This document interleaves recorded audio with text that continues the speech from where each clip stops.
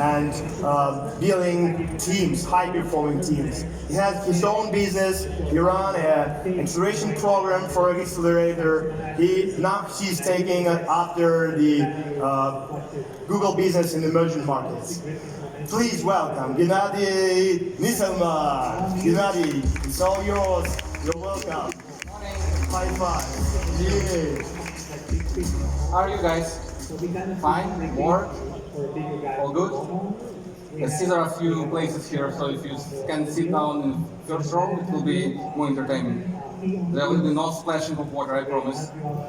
So, anyway, good morning, thanks for coming. You know that any successful team is impossible without having good dynamics. And I want to do some exercise with you. So if you just can turn to your colleague on your left or right, and maybe just try to find the common places where you had good vacation. So just turn for a moment to your colleague on left or right, and try to find vacation spots where you all had good experience. And the last one is actually really interesting. We do it for our own. For a moment. Okay, so the better deals I do as Apple, the better deals I do as a city master, the better deals I do as a Series A investor. So it's a bunch of egoistic guys, I would say, ladies sometimes. But it's getting better.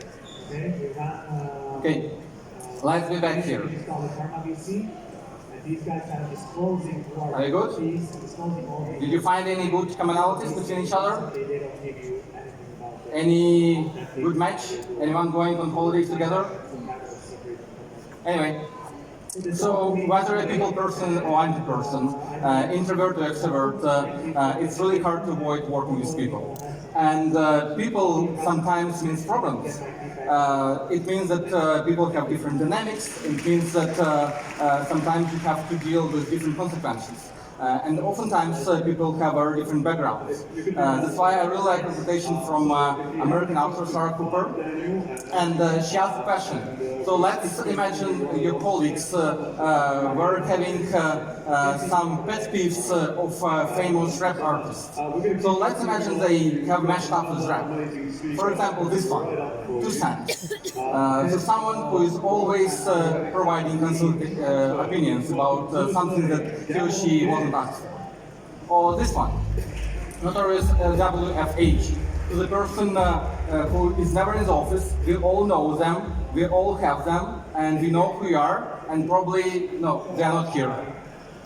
And in this regard, sometimes I faced a situation that made me think about team dynamics. And you see on this slide, happy people, we all came to Tanzania. It's our first day, we look quite happy, but at the same time, it didn't look rosy. When we ended up with our goal was to train local entrepreneurs in Tanzania in a very rural area. And what we faced that everyone was running around, we didn't have common goals, everyone had their own agenda, and it was really hard to manage this project completion. Unfortunately, this made me think about the things maybe there could be a better way. There could be a way to better achieve the goals, there could be a way to find commonalities between the group, and there could be a way to manage a startup.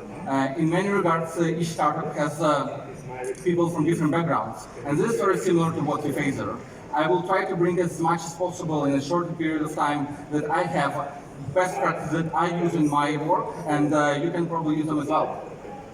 So, according to Harvard Business Review survey, more than 65 failures in their portfolio failed just because of people issues. And comparing to the rest, it's a huge number. Sometimes people just don't have commonalities, sometimes they don't get each other, but a lot of these things can be actually hindered in the beginning. So these are 5 things that I want to share with you. And the first thing that would help us on that bus in Tanzania would be having shared vision and a set of common goals. And these goals is oftentimes they can be detrimental to success or failure of your company or startup. So in our situation, we didn't have good alignment. And alignment, which brings us to the first point about the startups, is something that oftentimes can help us to better understand where we're going. In our situation with Tanzania entrepreneurs, we had a case when people didn't have common vision. We were running around, we didn't have something that we all knew we had to achieve, and everyone had their own idea of what we want to get out of this experience. Second point that OKRs and vision can bring to your company is discipline and prioritization. Sometimes you can be pulled apart into different priorities, and if your company has significant growth, you need to prioritize. OKRs can actually bring this up. In my work, we have a very interesting approach at work. So we have some sort of matrix where everyone is putting their OKRs, and then when we try to prioritize, it helps us understand, okay, this person is overloaded, or this person has some capacity, whether we are looking at the right priorities or not. So these things can help you immensely just to prioritize priorities. And the last thing that didn't help us in Tanzania when we were working with rural entrepreneurs was lack of communication. So sometimes we were sharing information and educating them on something that was already told them by our colleagues. Sometimes we left big gaps.